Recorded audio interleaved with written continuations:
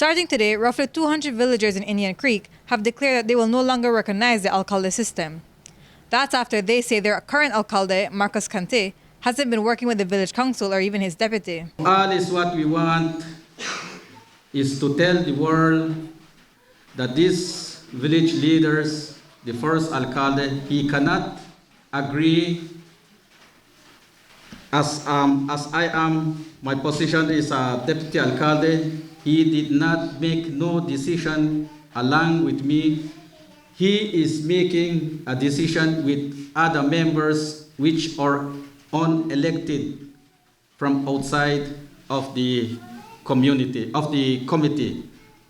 So that is why we are here to come and say that we do not need any Alcalde of this community. The same problem has been taking place,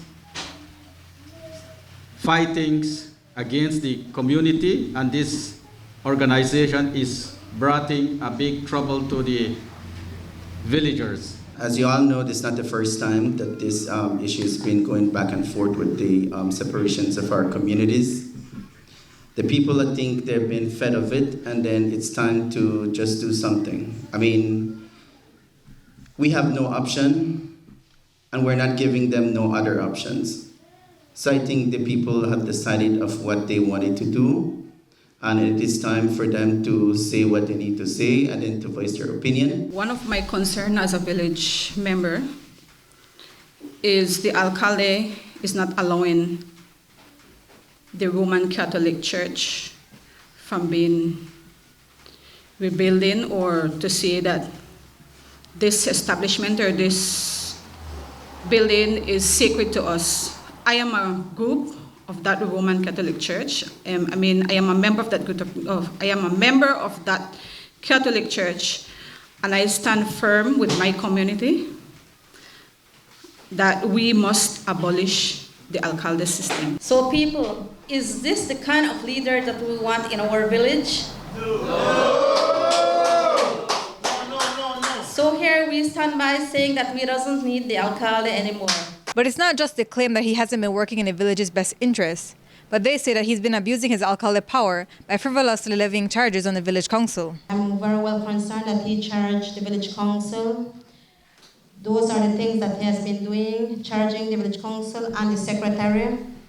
He charged the council abuse of power, defamation, lack of due process for the council, and the secretary abuse of power, $30, and the first one that he charged $80, and that is what we came and questioned him, and that is where the fight has been among us because of him. It's not the first time they've had Alcalde issues. Last year, the village held a protest in front of the National Assembly because they were unhappy with the former Alcalde. They believe that the former village council had appointed him instead of the one they had elected. Well, now they're unhappy again with the Alcalde who was voted in this time. But they say he got elected because you don't have to present an ID to vote for the Alcalde. And they believe he's backed up by the MLA and the TAA. We voted for an Alcalde, but it's not with any ID or any social, but the council we did with a social. But if the majority could have voted this Alcalde with IDs, maybe he wouldn't have a chance to win that position as an Alcalde. Because other people come into the village. Yeah, other village, like people who just recently come, maybe they are from other villages, like they are from Guatemala, they just come to live here or rent for a couple months, they came to vote him. So this is what causes him to be in this position. I believe that this is a strong message that we are sending to whatever organization that is trying to come and dictate in our community. No one has no right to dictate on behalf of Indian. We don't want no organizations such as MLA or TAA to come and dictate for us in our village. We don't want them to come and interfere in our community or choose what is to be done for our village. We, the community, or the majority of the Indian Creek, should decide what we need for our community. For example, just last week, Sunday, he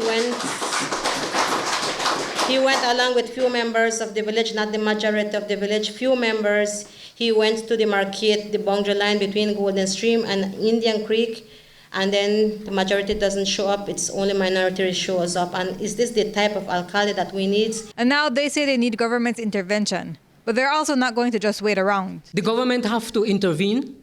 The Maya leaders have to recognize the rights and the decision of the people of Indian Creek. Because if you look at the faces, if you look at what we have today, they can pull their identification card. They can pull out their ID. They can pull out their social security. So the other half, if they want to keep their Alcalde system, let them be, because there are people who are coming from Guatemala, who are coming to join our village, which we welcome them. We welcome them, but we are Belizeans, and our right is being infringed by the Alcalde, by the Alcalde system, because we are Belizean. We have a right to stand up. We have a right to speak for our community. We have a petition here that has been signed by the people. We have 242 people that have been signed to say that we don't need Alcalde again. We must abolish it.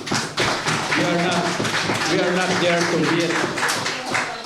We are not there to wait tomorrow or next week. Effective today, that the people, we are not going to give him any respect from now on, because we are the people that removing him today.